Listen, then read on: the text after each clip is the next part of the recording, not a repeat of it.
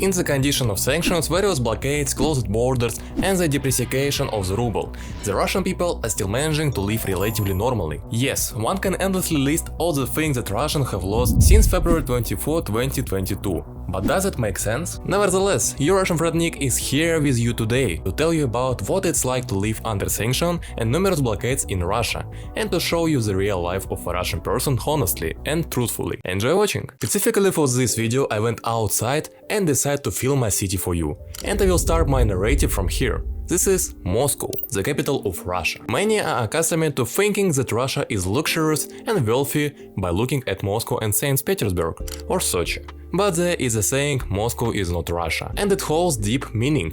Life in the regions of Russia is several times worse than in Moscow, and this can be understood by looking at the budget allocated to Moscow, which is nearly 4 trillion rubles.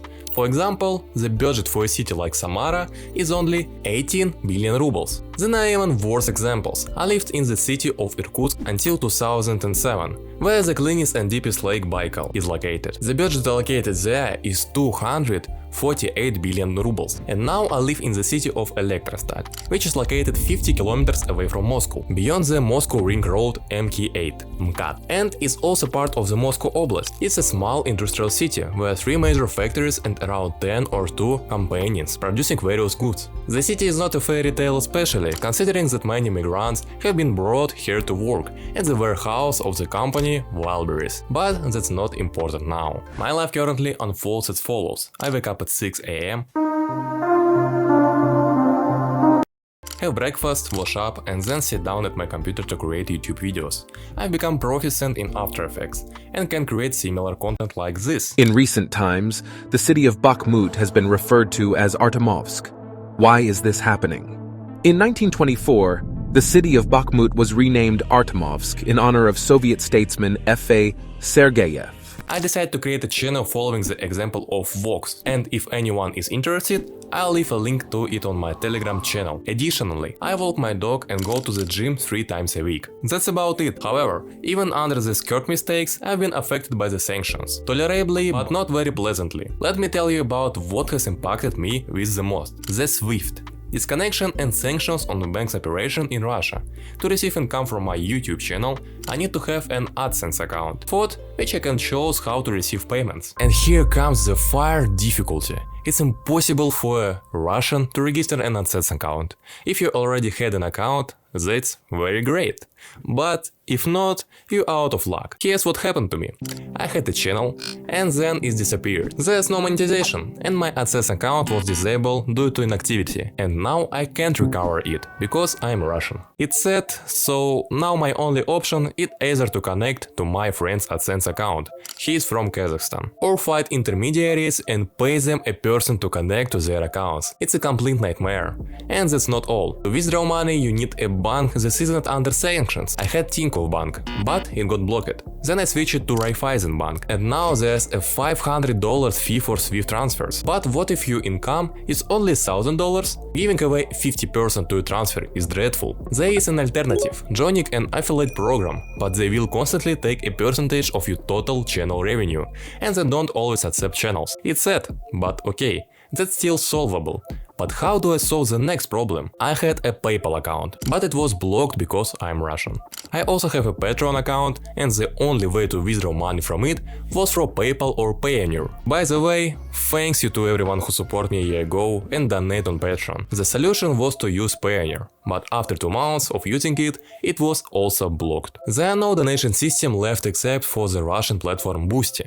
Taking that opportunity, I'll leave a link to it, and you can also subscribe and support me there. I'll try to post more content there and maybe even release videos earlier than on the main channel. The link will be in the description. And of course, there's still cryptocurrency, but unfortunately that's about it.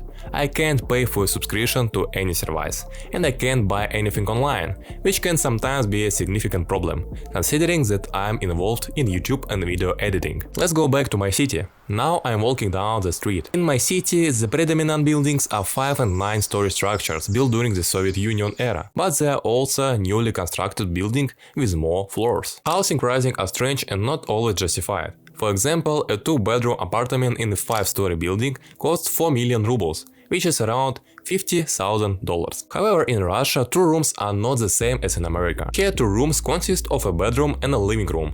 To have 2 bedrooms, you will need a 3-room apartment. On the other hand, housing in new buildings range from 6 or 7 million rubles and higher. And this is just 50 kilometers away from Moscow. Imagine what prices are like in Moscow. They are 10 times higher. In our residential areas, there are many kindergartens and schools. Their condition could be better, but there are a lot of them. For example, in my residential area, there are 2 schools that have been merged into one and 5 kindergartens. Additionally, my city has 2 movie theaters and 3 large shopping centers: Elgrad, Park Plaza and Globus.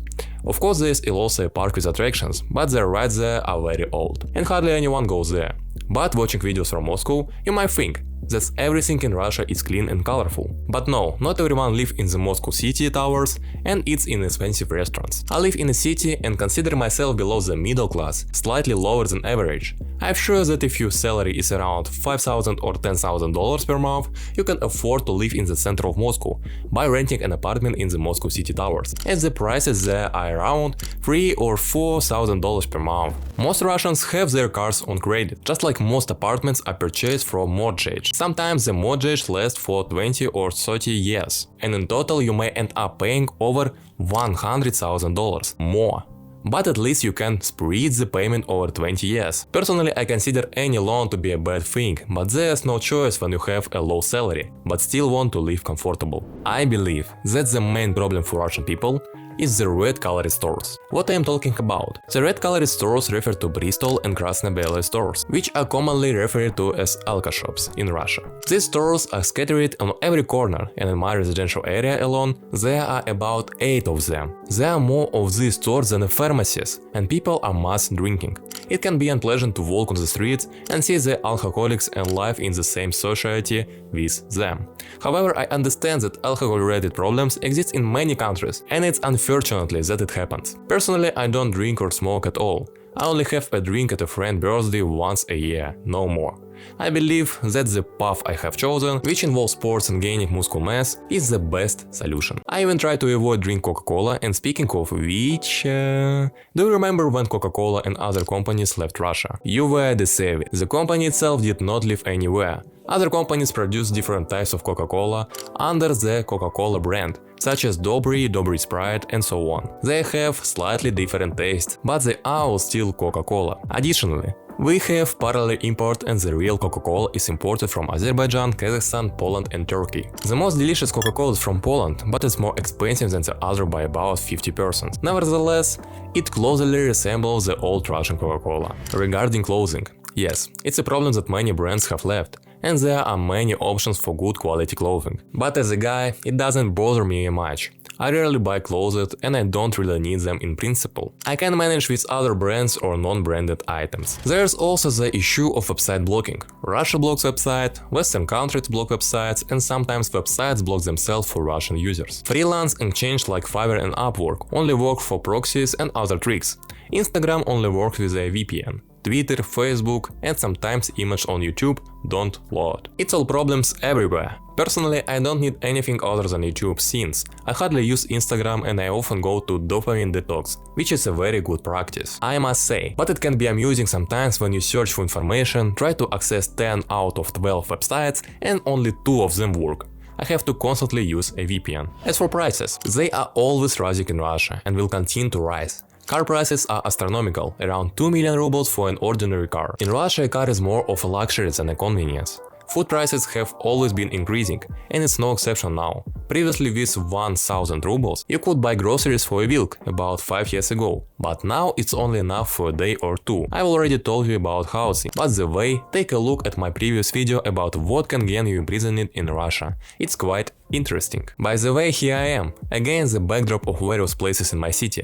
Modeling agencies, I'm eagerly waiting for your offers. I believe that sanctions primarily work poorly, because they affect regular citizens rather than those in power. Of course, there are also problems with those in power, but the people in Russia are already not very happy, and this is just an additional setback. Personally, I have always aimed for the Western market, and I don't have a single channel in the Russian language. But these problems make me reconsider. I hope that someday all of this will come to an end. Maybe it's normal to improve sanctions in ordinary people, because many of them are already incurable victims of propaganda. However, those who resist it, like me, face difficulties, but there's always a way out to move. However, it requires a lot of money, and it becomes a loop that is difficult to escape. I would like to remind you that I have created my account on Boosty, and you can support me there. In return, you'll receive exclusive content and access to a private channel where I can answer your questions. Thank you for watching, I appreciate you, and I hope we'll see each other soon. Пока! Пока!